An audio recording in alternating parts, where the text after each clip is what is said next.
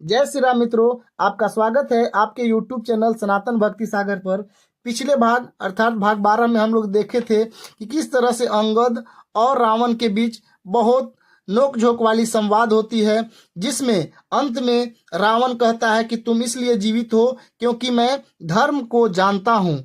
तभी अंगद कटाक्ष करके बोलते हैं कि मैं तुम्हारा धर्म अच्छी तरह से जानता हूँ, तुम्हारे बारे में मैंने सुना है कि तुमने सीता माता का चोरी किया है। चोरी करने वाला मुझे धर्म का बात बता रहा है, ऐसा बोलने से पहले तुम मर क्यों नहीं जाते हो।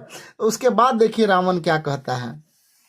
उसके बाद का चौपाई है, कान नाक बिनु भगिनी निहारी, क्षमा कीन्ही तुम धर्म विचारी, धर्मशीलता तव जग जागी, पावा दरसु हमहु बड़ भागी। देखिए अंगद और कटाक्ष करते हुए बोलते हैं कि कान नाक से रहित बहन को देखकर तुमने धर्म विचार कर ही तो क्षमा कर दिया था। कान जब कट गया था तुम्हारी बहन सुपर्णखा का, तुम्हारी धर्मशीलता जग जाहिर है। मैं भी बड़ा भाग्यवान हूँ जो तुम्हारा दर्शन कर पाया। अर्थात वो और कटाक्ष कर रहे हैं कि मेरा भी किस्मत बहुत अच्छा है, मैं भी अपने आप को भाग्यशाली मानता हूँ कि मैंने तुम्हारा दर्शन कर लिया। उसके बाद दोहा है, जनि जल्प सी जड़ जंतु कपिसठ बिलो की मम्बाहु, लोकपाल बल विपुल शशि ग्रसन हेतु सब राहु, ग्रसन हेतु सब राहु। रावण कहता है कि अरे जड़ जंतु वानर, व्यर्थ बकबक मत कर। अरे मूर्ख, मेरी भुजाओं को तो देखो, ये सब लोकपाल विशाल बल रूपी चंद्रमा को ग्रसने के लिए राहु है। वो बोलता है कि अरे जड़ जंतु जानवर वानर, तू व्यर्थ का बकबक मत कर। अरे मूर्ख, मेरी भुजाएं, मेरी हाथ को तो देख, लोकपाल और विशाल बल रूपी चंद्रमा को ग्रसने वाले यानी चंद्रमा को भी खा जाने वाले ऐसे मेरे हाथ है जो उनको भी अपने अंडर में कर लेंगे, अर्थात गुलाम बनाने वाले मेरे हाथ हैं। उसके बाद एक और दोहा है मित्रों, पुनि नभ सर मम कर निकर कमलहीन पर करिबास, शोभत भय मराल इव शंभु सहित कैलास। बोलता है देखिए रावण अपने बारे में क्या क्या अपनी बड़ाई करते हुए, और बड़ाई तो है ही, लेकिन उसके पास सचमुच जो बोल रहा है वो सत्य ही था। लेकिन वो सत्य तब था जब उसने अच्छे काम करके वो सब शक्तियां प्राप्त की थी, लेकिन अब वो तो गलत रास्ते पर जा चुका है। देखिए वो बोलता है, फिर तूने सुना ही होगा कि आकाश रूपी तालाब में मेरी भुजाओं रूपी कमलों पर बसकर शिव जी सहित कैलाश हंस के समान शोभा प्राप्त हुआ था। फिर वो बोलता है कि किस तरह से मैंने कैलाश पर अपनी शक्तियों का प्रदर्शन किया था, कैलाश को उठा दिया था, उसके बारे में भी थोड़ा वो जिक्र करता है। और बोलता है, तुम्हारे कटक माझ सुनु अंगद, मोसन भीरी कवन जो धाबत, तो प्रभु नारी बिरहन बलहीना, अनुजता सुदुख दुखी मलीना। अरे अंगद सुन, तेरी सेना में बता ऐसा कौन योद्धा है जो मुझसे भिड़ सकेगा। तेरा मालिक तो स्त्री वियोग में बलहीन हो रहा है और उसका छोटा भाई उसी के दुख से दुखी और उदास है। फिर रावण बोलता है कि तुम युद्ध का बात करते हो तो बताओ अंगद, तुम्हारे सेना में कौन ऐसा है जो मुझसे युद्ध कर सकेगा। कोई मंत्री में है? अब राम के बारे में है तो स्त्री वियोग में बलहीन हो चुका है, और रावण को दुखी देखकर उसका छोटा भाई खुद ही दुखी है, तो कौन मुझसे लड़ सकता है बताओ। तुम सुग्रीव कुल द्रुम दो, अनुज हमार भीरु अति सोऊ, जामवंत मंत्री अति बूढ़ा, सो की होई अब समरूढ़ा। वो बोलता है कि मुझसे कौन युद्ध कर सकता है। तुम और सुग्रीव दोनों तो नदी के तट के वृक्ष हो, और मेरा छोटा भाई विभीषण जो गया है वो तो एकदम डरपोक है। मंत्री जामवंत भी अब बूढ़ा हो चुका है और वह लड़ाई में क्या लड़ पाएगा। अब बताओ तुम्हारे पास कौन ऐसा है जो मेरे से युद्ध कर पाएगा। वो बोलते हैं, यानी कि रावण बोलता है कि मुझसे युद्ध करने लायक तुम्हारे पास सेना में कोई है ही नहीं। अब उसके बाद देखिए क्या होता है। शिल्पी कर्म जानहि नल नीला, है कपि एक महाबलशीला, आवा प्रथम नगर जेहि जारा, सुनत बचन कह बाली कुमारा। देखिए ये चौपाई बड़ा ही मजेदार है। रावण बोल रहा है कि तुम्हारे पास मेरे से युद्ध करने लायक कौन है? नल नील तो विश्वकर्मा को के पुत्र हैं, वो लड़ना क्या जानेंगे। हाँ, एक वानर जरूर महान और बलवान है जो पहले आया था और जिसने लंका जलाई थी। रावण के बारे में बोल रहा था कि एक ही नजर आ रहा है जो बलवान है और वो जिसने लंका को जलाया था।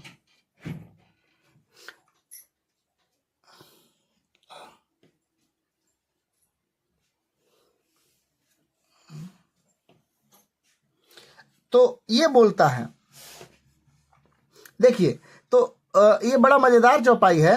वो बोलता है कि हाँ, एक वानर बहुत महान है। कम से कम रावण ने इतना तो एक्सेप्ट किया कि हाँ, एक है जो हमसे युद्ध करने लायक है, यानी हनुमान जी के बारे में बोल रहा है कि एक ही है जो तुम्हारे यहाँ युद्ध करने के लायक है, वो बोलता है। उसके बाद का चौपाई है, सत्य वचन कह निशिचर नाहा,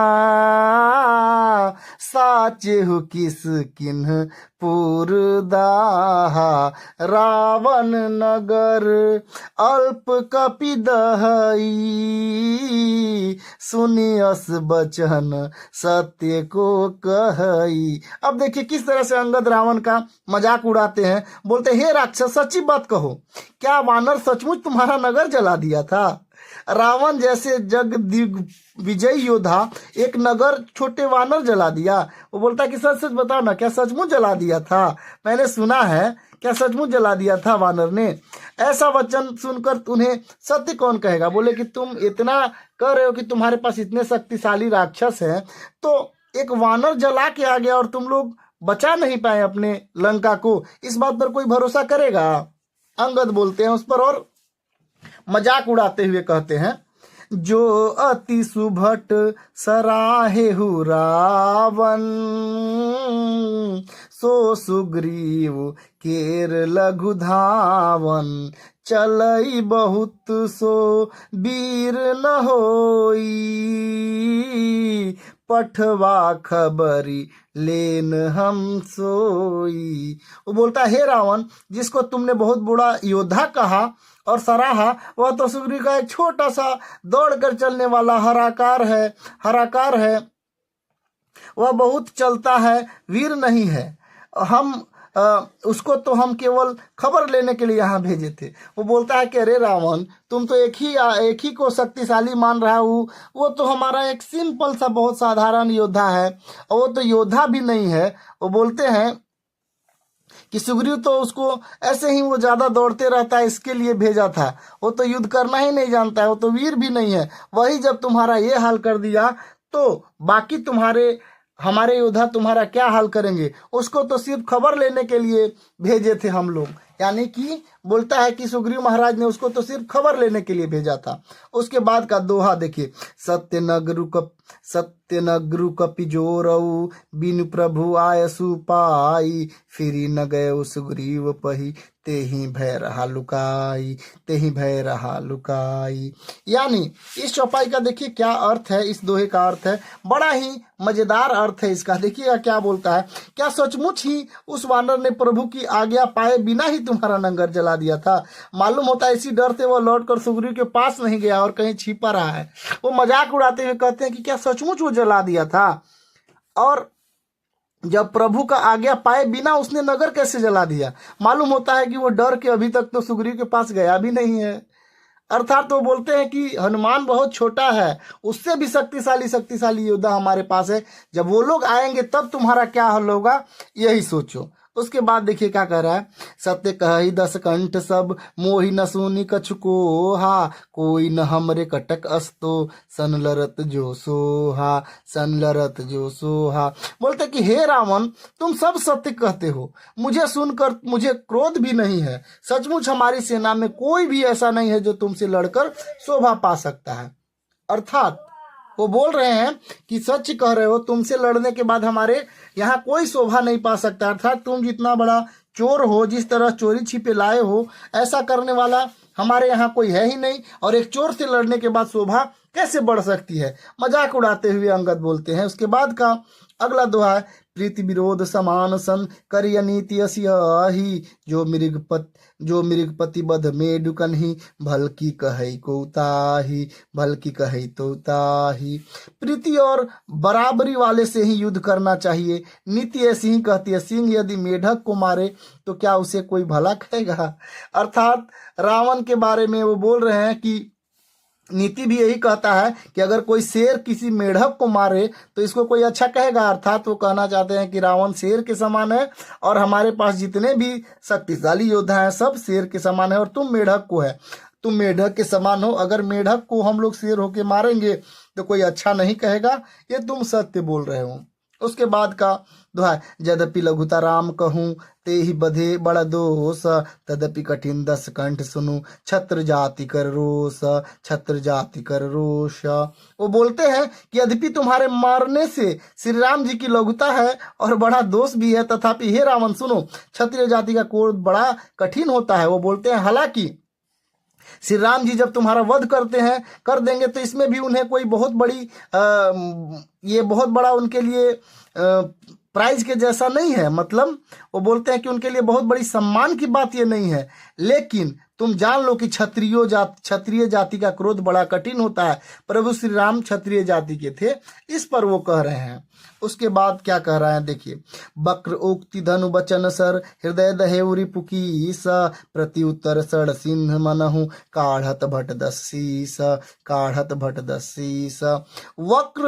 वक्रोति रूपी धनुष से वचन रूपी बाण मारकर अंगद शत्रु को हृदय जला दिया। वीर हनुमान उन बाणों को मानो प्रत्युत्तर सड़सियों वाली निकाह कर रहे हैं। वो बोलते हैं, वो ऐसा तिरछा तिरछा और कठिन तीखी तीखी सवाल सुनाकर और जवाब देकर ऐसा उसके मन में अंगद शत्रु का हृदय जला दे रहे हैं। वीर रावण उन बाणों को वचन रूपी बाणों, यानी कि बात जो होता है वो भी तीर के समान बोलकर रावण को और जला रहे हैं प्रभु श्री राम के दूत अंगद। हंसी बोले उदस मौली तब कपि कर बड़ गुण एक, जो प्रतिपालय तसुहित करे उपाय अनेक, करे उपाय अनेक। तब रावण हंसकर बोला, बंदर में यह एक बड़ा गुण है कि उसे पालता है, उसका वह अनेक उपयोग से भला चेष्टा करता है। तब रावण और मजाक उड़ा के कहता है कि वानरों में एक अच्छा गुण होता है कि वो मालिक को का हर एक काम को बहुत अच्छा से करना चाहते हैं, आज्ञा को पालन करते हैं और उन्हें खुश करने का बहुत चेष्टा करते हैं। अर्थात वो बोल रहे हैं कि तुम अपने मालिक को खुश करने के लिए ये सारी बातें बोलते जा रहे हो। रावण ऐसा कह के अंगद का ही मजाक उड़ाते हैं। तो ये था भाग नंबर 13, और मित्रों मिलते हैं अगले भाग में। बहुत बहुत धन्यवाद। जय श्री राम।